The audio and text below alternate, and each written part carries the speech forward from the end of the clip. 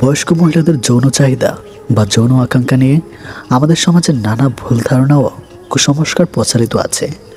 অনেকে মনে করে থাকেন যে একটা বয়সের পর নারীরা আর যৌনতা নিয়ে আগ্রহী থাকেন না, কিন্তু বাস্তবতা অনেক ভিন্ন। বয়স বাড়লেও নারীর শরীর, মন ও মস্তিষ্ক যৌন আকাঙ্ক্ষা থেকে যায় এবং অনেক সময় তা আরও গভীরভাবে প্রকাশ পায়।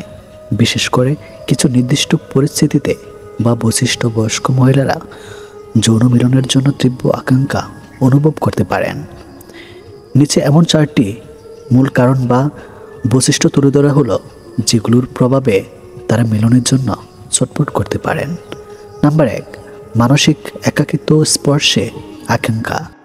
বয়স্ক অনেক মহিলাই একাকিত্বে ভোগেন। হয়তো স্বামী মারা গেছেন, সন্তানরা নিজের জীবন নিয়ে ব্যস্ত বা দীর্ঘদিন কোনো সঙ্গী পাননি। এই দীর্ঘ একাকিত্ব থেকে শারীরিক ও মানসিক স্পর্শের তীব্র চাহিদা তৈরি হয়। মানুষ মাত্রই চায় স্পর্শ, ভালোবাসা, আলিঙ্গন। আর এই আকাঙ্ক্ষা বয়সের সঙ্গে মরে না, বরং যখন অনেক বছর ধরে সেই স্পর্শ মেলে না, তখন তা গভীরভাবে মনের মধ্যে দহন তৈরি করে। সেই দহন থেকেই আসে শারীরিক ঘনিষ্ঠতার প্রতি তীব্র তৃষ্ণা। স্পর্শ শুধু শরীর ছোঁয়া না, তা আত্মার দরজাও করা নাড়ে। নাম্বার 2, অতীত যৌন অভিজ্ঞতার মধুর স্মৃতি।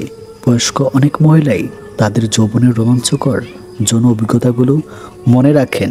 তারা জানেন কিভাবে শরীর ভালোবাসা চায় এবং কিভাবে সেই ভালোবাসা শরীরেও মন আলো ছড়ায়।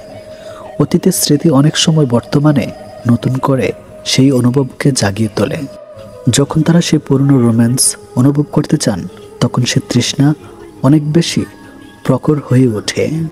যৌবনের আগুন বয়সে নিভে যায় না, সেটা অভিজ্ঞতার আলোয় জ্বলে ওঠে নতুন করে। নাম্বার 3, হরমোনজনিত পরিবর্তন ও শরীরের চাহিদা। বয়সের সঙ্গে শরীরে নানা হরমোনগত পরিবর্তন আসে। মেনোপজের পর অনেক নারী যৌন ইচ্ছা হারিয়ে ফেলেন, কিন্তু অনেক ক্ষেত্রে ঠিক উল্টোটা ঘটে। কিছু নারীর মধ্যে এস্ট্রোজেন ও টেস্টোস্টেরনের অনুপাতের পরিবর্তনের ফলে যৌন চাহিদা হঠাৎ করে বাড়ে। এই বায়োলজিক্যাল ড্রাইভ কখনো এতটাই তীব্র হয় যে তা মানসিকভাবে ছটফটানের রূপ নিয়ে থাকে। শরীরের চাহিদা হলো প্রকৃতির ডাকরায়, অবহেলা করলে আত্মা হাহাকার করে থাকে, এটাই বাস্তব। নাম্বার 4, নিজেকে প্রমাণ করা আকাঙ্ক্ষা ও আত্মবিশ্বাস।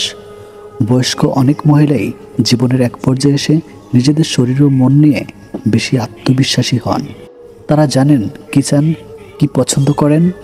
অনেক সময় মিলনের মাধ্যমে তারা নিজেদের জীবিত, কামনী ও গুরুত্বপূর্ণ অনুভব করতে চান। তারা প্রমাণ করতে তাড়াহুড়ো না করে এখনও চাহিদার যোগ্য। তারা এখনও প্রেম ও রতিতে সমানভাবে সক্ষম। এই আত্মপ্রণয়ের প্রকাশ ঘটে এক ধরনের গভীর আকাঙ্ক্ষায়। বয়স আমার শরীরের সংখ্যা, কামনা আমার আত্মার শান্তি। বয়স নারীর যৌন আকাঙ্ক্ষা লজ্জার নয়, বরং তা এক ধরনের গভীর জীবন অনুভবের অংশ। সমাজের উচিত এবং আকাঙ্ক্ষাকে স্বীকৃতি দেওয়া এবং নারীদের প্রতিটি বয়সে তাদের শরীর ও চাহিদাকে সম্মান করা। নারী মানেই কেবল মা বা দায়িত্বের প্রতিমূর্তি নয়, তিনি প্রেমিকা, সঙ্গী এবং কামনীয় এক জীবন্ত শক্তি প্রতিচ্ছবি। বয়স যতই হোক, তার চাওয়া, ভালোবাসা ও স্পর্শ পাওয়ার অধিকার কখনোই কমে না। নারীর কামনা কোনো বয়সের দাস নয়, তা হলো আত্মার স্বাধীনতা। সফলতা কখনোই চূড়ান্ত নয়, বার্তা কখনোই চূড়ান্ত নয়। সাহসী হচ্ছে সব কিছুর মূল্য। নিজেকে কখনো ছোট মনে করো না, কারণ একটা ছোট মোমবাতিও অন্ধকার ঘরে আলো দিতে পারে। একটি পাখি যখন গাছের ডালে বসে থাকে, সে ডাল ভেঙে পড়ার ভয় করে না, কারণ তার বিশ্বাস থাকে নিজের ডানায়। স্বপ্ন কখনোই বিক্রি হয় না, কিন্তু তা বাস্তবায়নের জন্য দাম দিতে হয় পরিশ্রম দিয়ে। দুনিয়ার সবচেয়ে বড় শক্তি হলো একজন মানুষের নিজের উপর বিশ্বাস। সফলতা পাওয়ার জন্য প্রতিদিন একটু একটু করে উন্নতি করতে হয়। বড় লাভ নয়, ছোট ছোট পদক্ষেপই পৌঁছানো যায় শিখরে। গায়ের রং কিংবা শারীরিক গঠন, এসব মানুষের নিয়ন্ত্রণে নেই। স্বয়ং সৃষ্টিকর্তাই এক একজনকে এক এক রকম করে সৃষ্টি করেছেন। সুতরাং শারীরিক গঠন কিংবা গায়ের রং নিয়ে কাউকে উপহাস করা মানে স্বয়ং সৃষ্টিকর্তাকেই উপহাস করা। মানুষ প্রার্থনা করার সময় ভাবে উপরওয়ালা সব দেখেছেন, কিন্তু পাপ করার সময় সেটা ভুলে যায়। দান করার সময় ভাবে উপরওয়ালা সব দেখছেন, কিন্তু চুরি করার সময় সব ভুলে যায়। সেবা করার সময় ভাবে সবার মধ্যে আল্লাহ আছেন, কিন্তু কাউকে আঘাত করার সময় সেটা ভুলে যায়। এরপরেও মানুষ নিজেদেরকে বুদ্ধিমান মনে করে। প্রেমে পড়ুন অথবা বই পড়ুন, যেখানে পড়বেন মন দিয়ে পড়ুন, কারণ দুটো থেকে আপনি কিছু না কিছু শিখতে পারবেন। অবহেলা পেতে পেতে একটা সময় মানুষ ভালোবাসা পাওয়ার আশা ছেড়ে দেয়। জীবনের আকাশটা যদি কালো মেঘে ঢেকে যায়, তাহলে অপেক্ষা করো, ধৈর্য ধরো, কারণ মেঘটা সরে গেলে সোনালি রঙের সূর্যটা দেখা পাবে। কারণ মন নিয়ে খেলবেন না, খেলায় আপনি জয়ী হবেন হয়তো, কিন্তু তাকে হারাবেন চিরদিনের জন্য। অন্যের দুঃখ দেখে যদি আপনার দুঃখ হয়, তাহলে আপনি দুর্বল নন, আপনি ভাগ্যবান। কারণ আল্লাহ মন সকলকে দিয়েছে, কিন্তু মানবতা কিছু মানুষ অর্জন করতে পেরেছে। দেখতে ভালো হলেই ভালো মানুষ হয় না, ভালো মানুষ হওয়ার জন্য ভালো একটা মনের প্রয়োজন। সৎ লোকের শত্রু বেশি, অসৎ লোকের শক্তি বেশি। হারামে আরাম বেশি, হালাল পথে কষ্ট বেশি। সত্য কথা তিতা বেশি, আর মিথ্যা কথায় মধু বেশি। একাকিত্ব কাকে বলে? তাজমহলকে জিজ্ঞেস করুন। দেখার জন্য পৃথিবীর মানুষ আসলেও ভেতরে কেউ থাকে না। একজন শত্রুকে যত সহজে ক্ষমা করা যায়, একজন বন্ধুকে এত সহজে ক্ষমা করা যায় না। স্বামী আর স্ত্রীর মধ্যে যদি মিল মতামত ভালোবাসা না থাকে, সেই সংসার যতই নামে দামি হোক আর টাকাওয়ালা হোক, সেই সংসারে সুখ থাকে না। দুটো জিনিস প্রকাশ করা উচিত নয়, কষ্ট ও ভালোবাসা। কষ্ট প্রকাশ করলে হাসির পাত্র হবে, আর ভালোবাসা প্রকাশ করলে অবহেলার পাত্র হবে। আজকাল কাউকে কিছু বোঝানোর চেয়ে চুপ থাকা অনেক ভালো। অন্যের ক্ষতি চাইলে নিজের ক্ষতি হবে, হয়তো ক্ষতির ধরনও সময় একটু ভিন্ন হবে, তবে ক্ষতি হবেই, কারণ প্রকৃতি তার আপন গতিতে প্রতিশোধ নেয়। দোলনা যতটা পিছিয়ে যায়, ঠিক ততটাই সামনেও আসে। ঠিক সেভাবে সুখ এবং দুঃখ উভয়ই জীবনের সমান রূপে আসে এবং যায়। জীবনের দোলনা যদি পিছনে যায়, তবে নিরাশ হইও না, অপেক্ষা করো, সেটিও সামনে আসবে। অহংকার মিশে যাবে মাটিতে, ছাই হয়ে যাবে শরীর। আজ যে রাজা, কাল সে ফকির, পুরো খেলাটাই ঘড়ির। মেয়েরা চাকরি না করলে বলবে আরামে খেয়ে মোটা হচ্ছে, চাকরি করে রাতে বাড়ি ফিরলে বলবে এই মেয়েটা দুর্চরিত্রা। প্রেম না করলে বলবে অহংকারী, প্রেম করলে বলবে পাড়ার লোকে শত কথা। প্রতিবাদ না করলে বলবে নিশ্চয়ই মেয়েটা দোষ ছিল, আর প্রতিবাদ করলে বলবে মেয়েটা আসলে খুব খারাপ। হ্যাঁ, এটি হচ্ছে মেয়েদের জীবন। যদি ভালোবাসা সত্যিকারের হয়, তবে দূরত্ব বেড়ে গেলেও ভালোবাসা কমে না, উল্টো আরও বেড়ে যায়। স্ত্রী যখন তার স্বামীর থেকে পুরোপুরি সাপোর্ট, ভালোবাসার সম্মান পায়, তখন কোটি কোটি টাকাও ওই ভালোবাসার কাছে কিছুই না।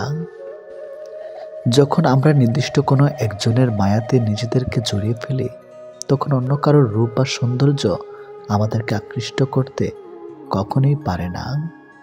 যে তোমার অপেক্ষায় থাকে, তাকে অপেক্ষায় রেখো না, বরং তাকে যত্ন করে আগলে রেখো। অহংকার তারাই করে যারা হঠাৎ করে এমন কিছু পেয়ে যায় যা পাওয়ার যোগ্যতা তাদের কোনো দিনও ছিল না। কয়লায় ধুলেও যেমন ময়লা যায় না, ঠিক তেমনি কিছু মানুষের অভ্যাস যতই চেষ্টা করো না কেন, তা কখনোই পাল্টানো যায় না।